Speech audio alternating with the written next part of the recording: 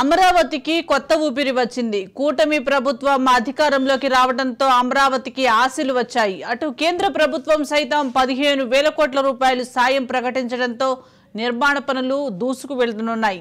5 సంవత్సరాలుగా అమరావతి రాజధాని దారుణ వంచనకు గురైంది. ప్రస్తుతం రాజధాని నిర్మాణం పట్టాలు ఎక్కించాలన్నా వనరులు సమీకరించడమే అతిపెద్ద సమస్య.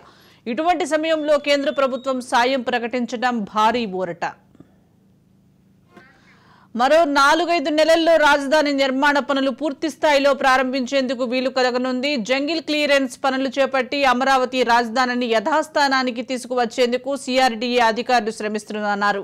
జూన్ 4న కూటమికి భారీ మెజారిటీ దక్కింది. ఆ మరుసటి రోజు నుంచి 100 జేసీబీలతో పాటు వందలాది మంది వాహనాలతో జంగిల్ క్లియరెన్స్ పనులు ప్రారంభమయ్యాయి. రహదారులతో పాటు కీలక నిర్మాణాలు, ముళ్ల పొదలు, పిచ్చి చెట్ల మధ్య ఉండిపోయాయి.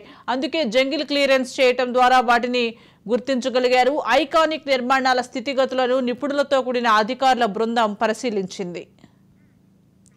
వాటి పరిస్థితిని అంచనా వేసి ప్రభుత్వానికి ఒక నివేదిక అందజేసింది. దాదాపు 29 గ్రామాల్లో 50,000 ఎకరాల్లో జంగిల్ క్లియరెన్స్ పనులు చేపట్టేందుకు రాష్ట్ర ప్రభుత్వం చర్యలు చేపట్టింది. ఇందుకు గాను 33 కోట్ల రూపాయలు కేటాయించింది. ఇందుకు సంబంధించిన టెండర్ల ప్రక్రియ కూడా ప్రారంభం కానుంది. 45 రోజుల్లో జంగిల్ క్లియరెన్స్ పనులు పూర్తి చేయాలన్న ఆలోచనలో ప్రభుత్వం ఉంది. అమరావతిలో చాలా సంస్థలకు భూములు కేటాయించారు. అందులో కేంద్ర ప్రభుత్వ రంగ సంస్థలు కూడా ఉన్నాయి. ప్రైవేట్ విద్యా సంస్థలు, టూరిజం ప్రాజెక్టులకు సైతం భారీ స్థాయిలో భూములు కేటాయించారు. ఇప్పుడు ఆ పరిశ్రమలకు సంబంధించి ప్రతినిధులతో సిఆర్డీఏ అధికారులు మాట్లాడుతున్నారు. స్థలాలు అప్పగించేందుకు కసరత్తు చేస్తున్నారు. మరికొన్ని సంస్థలు సైతం అమరావతి రాజధానికి వచ్చేందుకు ఆసక్తి చూపుతున్నాయి. వాటికి సైతం భూములు కేటాయించే అవకాశం ఉంది. R5 జోన్లో భూములను పేదలకు ఇళ్ల స్థలాల రూపంలో అందించారు. వాటిని తిరిగి యథాస్థానానికి తీసుకురావాలి. ఇందుకు సంబంధించి శాసనసభలో బిల్లు తేవాలి. మరోవైపు అమరావతికి సంబంధించి కేసులు న్యాయస్థానాల్లో ఉన్నాయి. వాటికి సంబంధించి పరిష్కార మార్గం చూపాల్సి ఉంది. అమరావతి రాజధానిలో ప్రధాన మౌలిక వస్తువుల పనులు, రైతులకు స్థలాలు ఇచ్చిన ఎల్పీఎస్ లేఅవుట్లో మౌలిక వస్తువుల కల్పనకు దాదాపు 50,000 కోట్లకు పైగా అవసరమని 2014లో టీడీపీ ప్రభుత్వం అంచనా వేసింది. 41,000 కోట్లకు సంబంధించి టెండర్లు పిలిచింది. 5,000 కోట్లకు పైగా పనులు పూర్తయ్యాయి. గతంలో చేసిన పనులకు కాంట్రాక్టర్లకు 13,000 కోట్ల రూపాయలు బిల్లులు చెల్లించాల్సి ఉంది. ముందుగా ఈ పెండింగ్ బిల్లులు చెల్లిస్తే కాంట్రాక్టర్లు అదే ఉత్సాహంతో పనులు ప్రారంభించే అవకాశం ఉంది. జంగిల్ క్లియరెన్స్ పనులకు 2 నెలలు, నిలిచిపోయిన పనులకు డిపిఆర్లు, అంచనాలు సిద్ధం చేసేందుకు 4 నెలల సమయం పట్టే అవకాశం ఉంది. ఈ లెక్కన మరో 4 నెలలు ప్రాథమిక దశలోనే పనులు ఉంటాయి. కేంద్ర ప్రభుత్వం తాజాగా ప్రకటించిన 15,000 కోట్ల విడుదలైతే మాత్రం అమరావతి నిర్మాణ పనులు చురుగ్గా ముందుకు సాగే అవకాశాలు ఉన్నట్లుగా స్పష్టంగా కనిపిస్తోంది.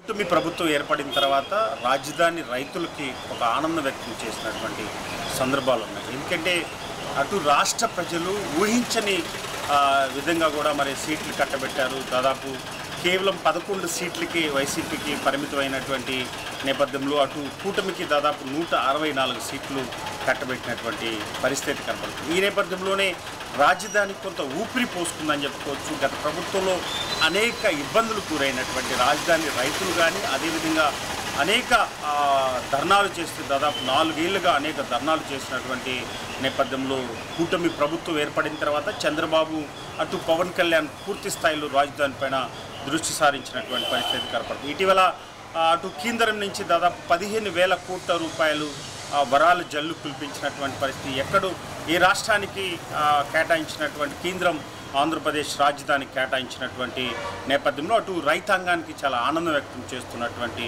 పరిస్థితి కనపడుతుంది. అయితే అటు 2 సార్లు ముఖ్యమంత్రి అయిన తర్వాత 2 సార్లు ఢిల్లీకి వెళ్ళారు ముఖ్యమంత్రి నారా చంద్రబాబు నాయుడు.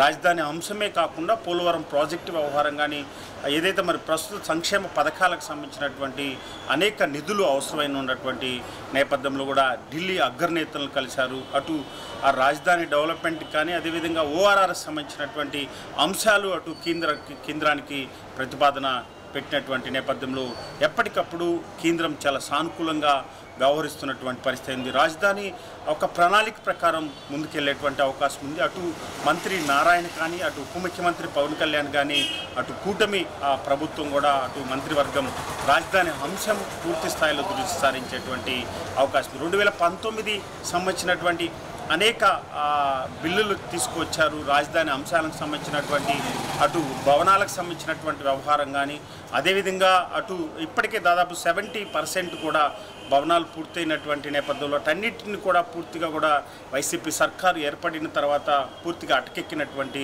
పరిస్థితి కనపడుతుంది. అయితే శరవేగంగా కొనసాగుతుంది రాజధాని పన్నులు. 15,000 కోట్ల రూపాయల కేంద్రం ఇప్పటికే ప్రకటించినటువంటి నేపథ్యంలో 2014కు సంబంధించినటువంటి దాదాపు 60,000 కోట్ల రూపాయలు రాజధానికి అవసరమవుతుందని ఒక అంచనా వేసినటువంటి నేపథ్యంలో కూడా వాటన్నిటికీ దశల వారీగా కూడా 4 ఏళ్లలో పూర్తి స్థాయిలో రాజధాని నిర్మించాలనే దశగా అటు కూటమి ప్రభుత్వం అడుగులు వేస్తుంది. అదేవిధంగా 3 రోజులుగా కూడా అసెంబ్లీ సమావేశాలు కొనసాగుతున్నటువంటి నేపథ్యంలో అసెంబ్లీలో కూడా ఆ రాజధాని అంశాన్ని చంద్రబాబు లేవనెత్తారు. గత ప్రభుత్వం చేసినటువంటి వైఫల్యాలకు సంబంధించి అటు ఇప్పటికే దాదాపు 4 శ్వేతపత్రాలు విడుదల చేసినటువంటి పరిస్థితి కనపడుతుంది. అయితే రాజధాని అంశానికి సంబంధించి ఇప్పటికే అధికారులు ఒక నివేదిక రూపొందించారు. ఏదైతే మరి దాదాపు 1,00,000 కోట్ల రూపాయలు రాజధానికి అవసరం అవుతుంది అని ఒక అంచనాకి వచ్చినటువంటి నేపథ్యంలో వీటన్నిటి కూడా కేంద్రం ప్రతిపాదన పెట్టారు. మరి రేపు 26వ తారీఖు కూడా ముఖ్యమంత్రి నారా చంద్రబాబు నాయుడు రాజధాని అంశమే కాకుండా పోలవరం ప్రాజెక్టు, అదేవిధంగా అనేక సమస్యలు ఆంధ్రప్రదేశ్కి సంబంధించినటువంటి విభజన చట్టంలో ఉన్నటువంటి అంశాలని అటు కేంద్రం దృష్టికి తీసుకెళ్లేటువంటి అవకాశం కనిపిస్తుంది. ఈ నేపథ్యంలోనే రేపు 26 మరోసారి ఢిల్లీకి చంద్రబాబు వెళ్ళనున్నారు. రానున్నటువంటి రోజుల్లో రాజధాని అంశం ఏ విధంగా ముందుకెళ్ళాలి, మరి కేంద్రం నుంచి ఎలాంటి సహకారం అందించే విధంగా ముందుకెళ్లాలనే అంశాలు కూడా కేంద్ర అగ్రనేతలతో కలిసేటువంటి అవకాశం ఉంది. ఏది ఏమైనా రాజధాని ప్రభుత్వం ఏర్పడిన తర్వాత, కూటమి ప్రభుత్వం ఏర్పడిన తర్వాత కొత్త శరవేగంగా పనులు కొనసాగేటువంటి అవకాశం ఉంది. రానున్నటువంటి రోజుల్లో రాజధాని రైతులు 33,000 ఎకరాలు ఇచ్చినటువంటి రైతాంగం, అదేవిధంగా ఆంధ్రప్రదేశ్ ప్రజలకి రాజధానికి ఒక వరంగా మిగిలేటువంటి అవకాశం ఉంది. గత ప్రభుత్వంలో 3 రాజధానుల అంశాలని పూర్తిగా కూడా కొట్టిపారేసినటువంటి